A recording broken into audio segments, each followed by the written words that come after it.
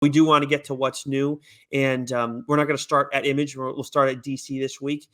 We got Batman 120, Detective Comics 1051, Suicide Squad 12, Justice League Incarnate issue 4, Arkham City: The Order of the World issue 5, Joker Presents Puzzle Box 7, World of Krypton 3. All books other than the Batman stuff, not on either our pull list. Of course, you're reading the Batman stuff. And then we have Dark Knights of Steel issue 4, which we have both read. This title just continues to be outstanding. Yeah, we're also 12 minutes into the show. We didn't tell people what we're doing this episode. That's true. We're doing this. We're doing the February solicit, everybody. Well, you know what? If you didn't here, I will say this: if you didn't see it on the episode title beforehand, that's surprising. But hey, you're listening to us blindly. That's cool. But this is the first week of the solicit because ideally, Joe and I want to be doing the solicit starting at the first week of each month. That may be different next month, but we'll cross that bridge when we get there. We'll keep you guys posted on all that, of course. But this is, of course, what's new this week. We'll be getting to that, the other weeks in a short bit. But Dark Knights of Steel 4, Joe, loved it?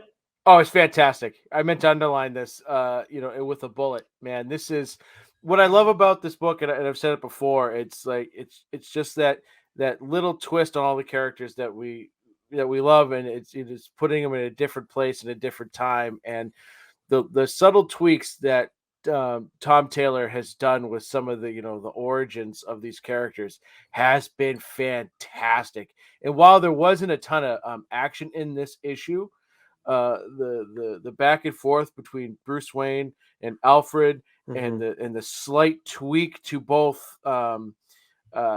Kal-El's and Bruce's origin stories and regarding their parents, I thought was fantastic. Yeah, this has been an awesome series, and you're getting a whole lay of the land because, like, as much as these are familiar characters, it's a much different setting. Yeah. And I've really enjoyed this series. We said it from the jump. Like, this is one of those ideas where I know I've personally thought, like, what if we saw certain characters in different time periods, like their origins started there, and now that we have Black Label and Marvel can kind of do something like that. Well, they're doing the Dark Ages, right, with Tom Taylor. You can do this kind of stuff. And it doesn't necessarily have to have an impact on everything. You don't have to explain it away to people. It's just like, oh, it's under Black Label. It's fine. Right. Like, it's not a big deal, whatever. And I've really enjoyed this. Like, if you're into medieval stuff and you like and DC's heroes, this is an absolute must read. Tom Taylor's been outstanding on this so far. Yeah, it's a great fantasy story, and I loved I love what he did with one of the characters. I'm not gonna, we're 355 days spoiler free, whatever it might be. Oh, is that what it is? Oh, look at that. Happy 1-year anniversary, Joe. That's right. But that little twist we get in this book, it was mostly just an image. It was absolutely fantastic. And the only first issue we're getting out this week from DC is Monkey Prince issue 1, which Joe and I aren't particularly interested in picking up. I don't know. I haven't done much, research on it, but I feel like this is probably for a younger audience. But either way, it's by Gene Luan Yang. It's DC's newest hero, so maybe seeing this character pop up a bit if there's success in the title. I don't know how many, if it's a limited series or whatever. But anyways, we can move forward to Marvel. Why don't you take us through what came out this week, Joe? So we got some doozies. So Ben Percy continues to rip it up with X Lives of Wolverine #2. Absolutely stellar issue. Daredevil, Woman Without Fear #2. Again, Zdarsky. Fucking loved it. This was an excellent book. X-Men Legends #11. Star Wars Crimson Reign #2. Nick's favorite title going right now, Fantastic Four Life Story issue 6. Shang-Chi #8. Nick's other favorite Marvel title going on right now, The Thing #4. That one actually disappointed me, but go ahead. And then we have Sabretooth #1. Yes. Did you read that? Yes, I did. And this is by Victor awesome. LaValle. Yeah. Oh, if you want to read the synopsis for the people real quick, just so they got it. Yeah, down in a hole, Sabretooth went into the pit, sentenced to an eternity of torment. Sure, that sounds like hell, but maybe that's where he feels most at home. What's he been doing down there? What secret deal has changed his fate forever? And what if he's not alone?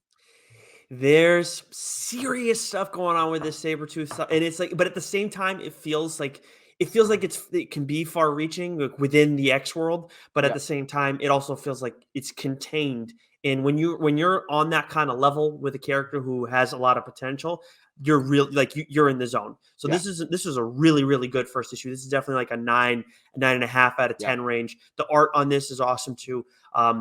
If you're at all interested in Sabretooth, you can read this without, you don't need to know any of the Wolverine stuff that's going on. Right. This is definitely his own thing, and they kind of catch you up to speed on what led to Sabretooth getting here.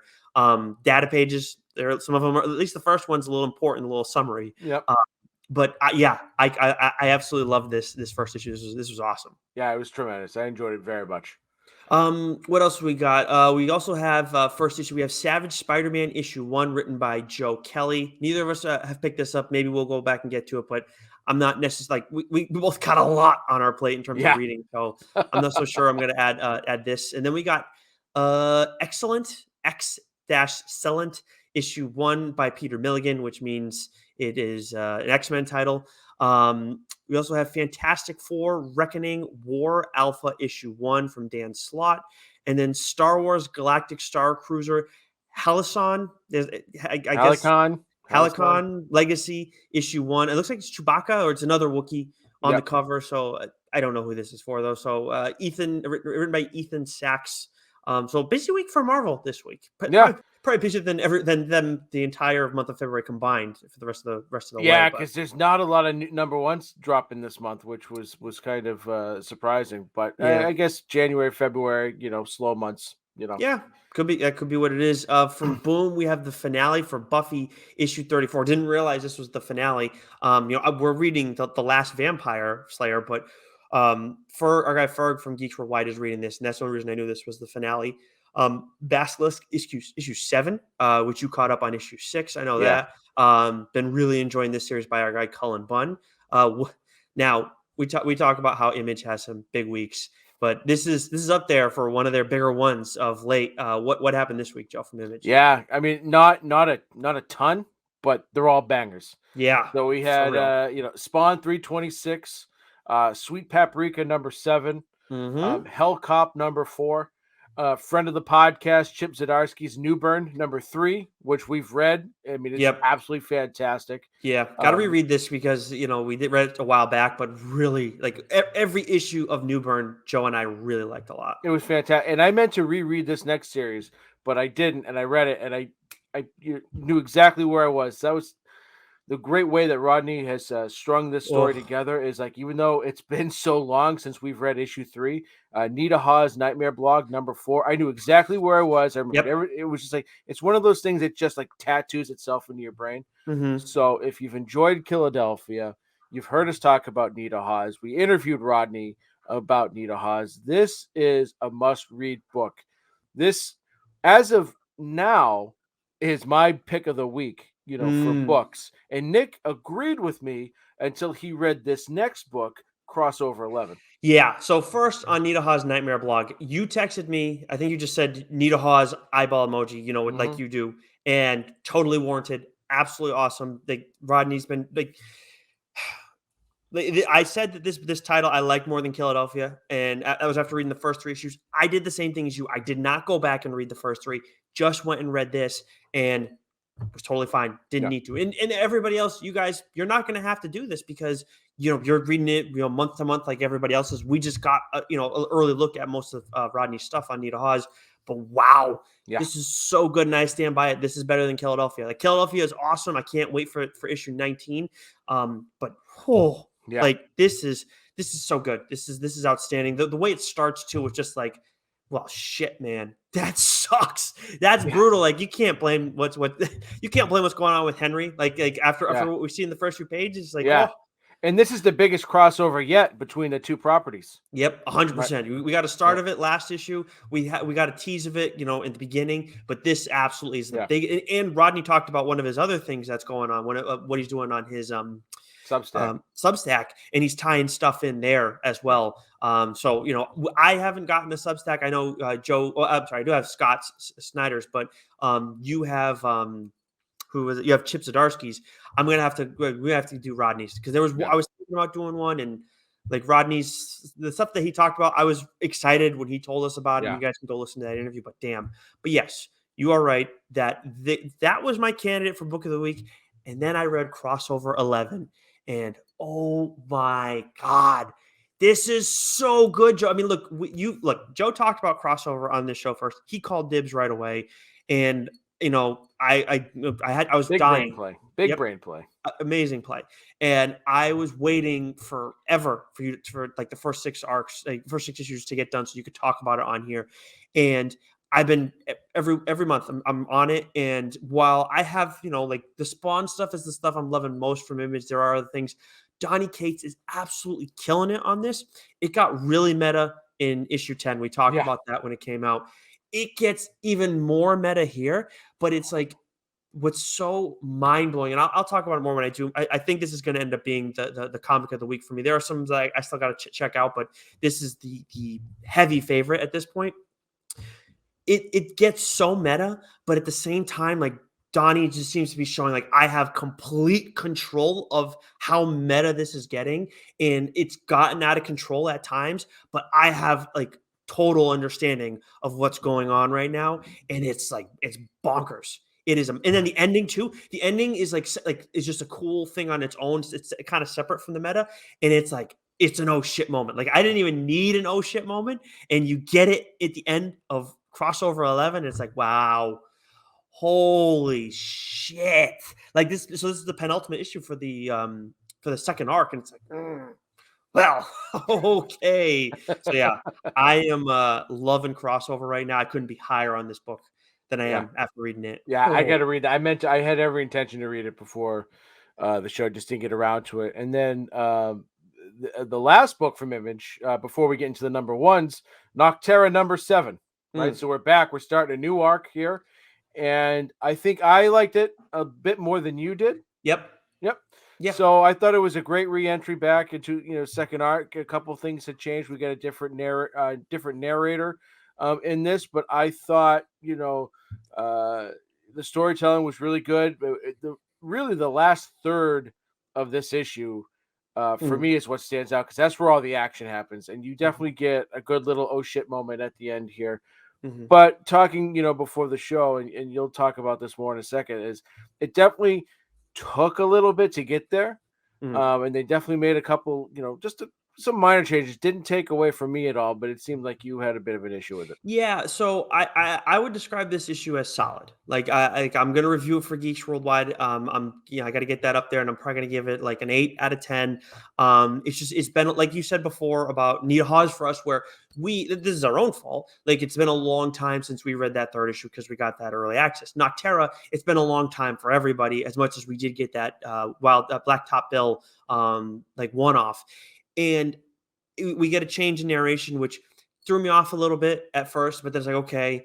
And then it's just there is a lot of explaining, a lot of narration. We're meeting a lot of new characters at once. And it was just, I guess it felt a little bit overwhelming for me at like early on. And you're right. The ending was really cool. The ending definitely was much needed. And I can look at this issue and say, okay, like this is we're kind of trying to shift gears for what's going to happen in the second arc and everything, and it just felt like it was a little bit too hard of a reset for me to be where you're at, because like it feels like you really like this issue no matter what. Like this is for me, it's just like it was good. I wouldn't say it was more than good. Like it's right where it is. And I'm not saying I need this to be at a breakneck speed all the time. I far from it. It's just that it just slowed down a little bit more than I was ready for it to. I guess is what Yeah, I'm I mean it slowed down a little bit, but especially how things ended in issue 6, and the journey from this point forward. It's I don't know. I thought having the change in narrator Mm, was good because mm, especially with the events that happened at the end of issue 6, mm, like that character, she's gonna be much more integral and play much more important part. And yeah, maybe the addition of the crew and it spent a little too much time going through each new character. mm, Maybe bogged it down a ton, and I think part of that was, maybe that was done because of what led to some of the events that happened towards the end, where the mm. action did pick up. Like, Yep. okay, I have to do this, so the readers feel this, so that when this happens, it's a little bit more impactful. Yeah, And that's a fair so, point. right, so we're dealing with a crew now, and so there's more than just Val and Emery, right? There's a, if you will, a fellowship, right? Hmm. And we have an end game here, so I think this arc is going to be a lot more cat and mouse Mm, versus what we got in that first arc. that's fair. That yeah, that I can see that, and maybe and that would make sense why that Scott kind of had to slow things down. Like I do get the idea, like it's the first arc. It's kind of like it's like a new first issue in a sense, and especially when you're trying to shift gears so much, it makes sense. I guess it just I wasn't ready for that after the long pause. I think that's kind of what threw me off And to your so point much. too, I get it. Like starting the second arc, right? We shouldn't need so much, exposition, Mm, right? You should be able to just jump right into it. It's either mhm, going to pick up right where the last issue picked up from, I should say, mhm. or we're going to flash forward. In which case, a simple dialogue box of 6 months later, Yeah. 1 year later, right? We as readers already know where the story is. We're already Hmm. hooked. We're already buying it. So we Hmm. we don't we don't need that. Here's what happened, kind of thing, right? That Yeah. right. And Yeah. we do get a little bit of that, and I see that from your point. Yeah. But It's just a lot. It's that's all. But yeah, but I yeah. think that some of that was done to set up the events that happened at the end of the book, Hmm. and where it's going to take it going forward. There is so the end of the book, like the stuff. Okay, anything that happens with Blacktop Bill in this issue is pretty awesome to outstanding. I mean, Yeah, the ending and everything is really cool and whatnot. which really makes me disappointed in the Blacktop Bill single issue, because his character, I think there's so much more to that character, and it should have been. I don't know. That Hmm. issue was a letdown for me. I know you liked it a lot more than I did, Yeah. and I like Yeah. this issue a lot more than you did. That's funny how So it's flip flop. funny, Yeah. right? So I think it's how we sort of envision and like Blacktop Bill, like just that issue, just and maybe it's the art that took me out of it a little That bit, art but definitely took you out of it. And look, that's fair. I mean, it definitely threw me off at first, but then I just kept going with the story. It's like I love the story. It doesn't matter. there's so It's- much more to that character that we could have gotten in that single issue, and I felt like we got more about that character in this issue, in the few just the hmm. minute pages that we got, than we did in that issue. Interesting. That I'm very surprised to hear, but yeah, it's when just to bring it back one thing, like you said, like the final third, like the action really definitely picks up in the final third. What happens with there's like a few characters that like that aside from Blacktop Bill, something happens with a couple new characters that we meet, and it's like, oh, Huh? all All right, right, all we're right, not wasting any time here. all right, Okay. yeah. So like yeah, the final third was really awesome, and you don't need to have a book be at break. Not all books need to be at a fast moving pace. I don't not want narration. I mean, Devil's Reign, of course. Well, is Devil's Reign? No, it's not the one I'm thinking of. Oh, Wolverine stuff that has a ton of narration in it. Yeah. Saber 2002. So like I'm totally fine with that. It's just that it's just a little bit much, a little bit of like a hard reset that kind of I Yeah. wasn't ready for. But Yep. I get that. um, as for the first issues from this week from Image Show, what do we got? New Masters number one, written by Shubo Coker. Okay. We have the official Image timeline number Hmm. one, and the Geiger 80-page giant number. I feel like Finally. we've mentioned this a ton of times, over We the have past. mentioned that one a lot. Yeah, Yeah, it's finally and here. Geiger's on my short list of mainline issues to talk about. That's right. For the official timeline, official image timeline, neither of us got a chance to pick this one up, but I'm curious to look into this one a little bit. I don't know what it entirely entails, but I do intend to report back on that next week when we get that chance. But anyways, we move to Dark Horse and we have Manor Black Fire in the Blood issue 1 or issue 2 this week. Oh, so that's issue one. It is issue 1. Okay, I just wanted to make sure. It's Manor Black 2, issue one. Manor Black 2. Right, it's the second arc, right? But the Manor Oh, Black one came out, written by Cullen, but year and a half ago, 2 years ago, maybe that okay. wrapped And up. you really like the first arc, right? I loved it, and after reading this, I was like, shit, I should go back and reread the first arc. Not that I needed to, but just to refresh so I could talk about it on the show. Yeah, you can do that, and you can do that one on the show. I haven't read it yet, so I'll Yeah, hold off yeah, so you can it's do that one. fantastic. So this is, again, as Nick said, written by Cullen Bunn. From the creators of Harrow County and The Sixth Gun comes the next chapter of this gothic horror fantasy about a family of sorcerers in crisis. The powerful and ancient blood sorcerer Roman Black has taken a young fire mage under his wing after she has done the impossible, taken her magic's house totem spirit inside herself. But the totem is powerful and may be impossible to control, especially when Roman's children begin to see the young mage as a threat. So awesome first arc. It picks up, and again, this is a book I haven't read in probably a year, if not a little bit longer. I can't remember when Man in Black, like the first arc, concluded, but I read this, didn't skip a beat. Okay, yep. It all came flooding back. There's times where I read a book where there's been a month or two layoff in between. I'm racking my brains trying to. Again, it's another story that just kind of tattooed itself into my brain, and absolutely loved it. Awesome. Yeah, I'm a little jealous that I'm gonna have to wait on this because I can't. I got to read the first arc to start things off, and you're going to talk about that on the show. But anytime it's Cullen, like definitely got to be giving it a look. We got to try and touch base with him at some point down the line because he's got so much going on and quite. Yeah, I just got my copy of Beyond Mortal yesterday. That's right. I did. Did you get yours? I did not yet. Maybe I got it today, and I haven't checked the mail. But I did not get it the same day you got it. But anyways, so before I know we have there's a new book from AWA that you do want to talk about. Before we get to that, IDW Transformers King Grimlock issue 5, Star Trek Mirror War issue 4. From Vault, we have Human Remains issue 5, Dynamite Hell Sonja issue 2, Aftershock Chicken Devil issue 4. Been enjoying that series. Skybound The Walking Dead Deluxe issue 3, which is basically just Walking Dead in color. From AWA, we got Primos issue 1, which they've been doing a lot of pub for. Al Madrigal wrote this series, and you did get a chance to read this before the show. Yeah, Al Madrigal, not of the magical Madrigals from Encanto. I've been told I have to watch that, so yep. My apologies. It's this soundtrack is on repeat in this house. We don't talk about Bruno Dust Slap though. That's a hell of a song. Anyways, Primos #1. So I read this book. I'm in the process of finishing up my review for Geeks Worldwide. Centuries ago, two Mayan brothers constructed a spacecraft that sent them hurtling into outer space, returned to Earth only to find their culture and civilization destroyed. One of the brothers vows revenge and seeks to decimate the planet with intergalactic technology gathered on his travels. To prevent this, his sibling creates a contingency plan that activates the world's protectors, descendants of their own family.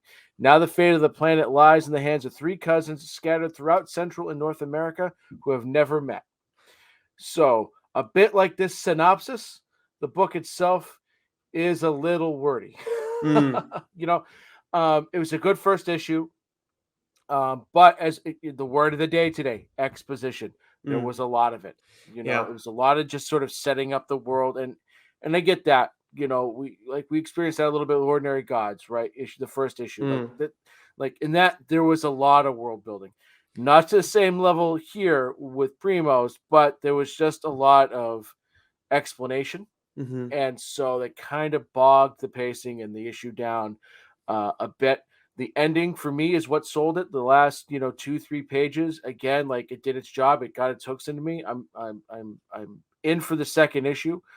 We get some good humor in this. The art style is kind of very sort of like 90s comic book or late 90s comic booky action. It's the art is solid. And, even though like the main character, Ricky, he's a kind of a wild child teenager, it starts off with him partying and, and so like at first glance, you might think, oh, this is maybe intended for a younger audience, but it's not, right? The humor is definitely, adult, not a lot of action in this first issue, but like the ending is for me is what sort of saves it. And sort of like, okay, I'm in, I'm going to read the next issue. And I love that it was, Latin culture, Mayan culture. It's great. I think that's one of the things that AWA does really well.